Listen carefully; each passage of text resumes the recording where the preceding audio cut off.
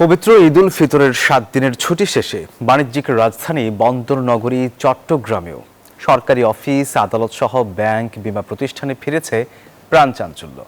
মঙ্গলবার সকাল 9টা থেকেই অফিসে যোগ দেন জেলা প্রশাসক, বিভাগীয় কমিশনার, সিটি মেয়র সহ বিভিন্ন উচ্চপদস্থ কর্মকর্তারা। অন্যদিকে ট্রেন, বাস ও লঞ্চে করে ঢাকা সহ বিভিন্ন শহরে ফিরছেন কর্মজীবীরা।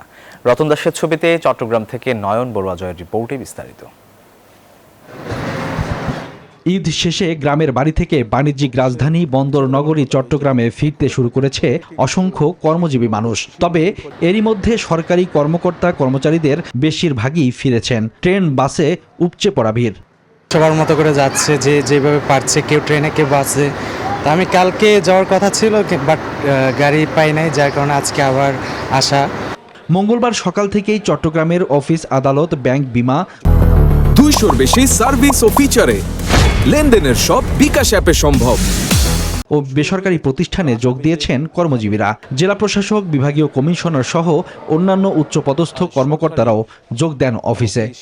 কিছু শিডিউলটা আগে অতিরিক্ত লেট থাকতো, এখন কিছুটা কমছে, মোটামুটি 1 ঘন্টা 1.5 ঘন্টার মতো লেট। টানা ছুটিতে আদালতে মামলা কার্যক্রম বন্ধ থাকায় বেড়েছে বিচার প্রার্থীদের ভিড়। উপস্থিতি মোটামুটি অনেকটা কম। তার কারণ হচ্ছে আগামীকালকে আবার খোলার পরে আবার 2-3 দিন বন্ধ হয়ে যাবে, বৃহস্পতি, শুক্র, শনি, যার কারণে হয়তো অনেকেই জুনিয়রদেরকে দিয়ে হয়তো পরিচালনা করবে কার্যক্রম। ব্যাংক খোলা থাকলেও তেমন ভিড় নেই গ্রাহকদের, তাই সহকর্মীদের সাথে ঈদের শুভেচ্ছা ও কুশল বিনিময়ের পাশাপাশি চলে লেনদেন। আজকে আমরা প্রথম কর্মদিবসে মোটামুটি কাস্টমারের চাপ এখনও শুরু হয়নি, হয়তো বা আরও 2-1 দিন পরে শুরু হবে। তবে বন্দর কাস্টমসের সকল কার্যক্রমের পাশাপাশি পোশাক শিল্প কারখানার মধ্যে কোনো কোনো কারখানা খুললেও শনিবার থেকে চলবে পুরোদমে। Desk report, news 24।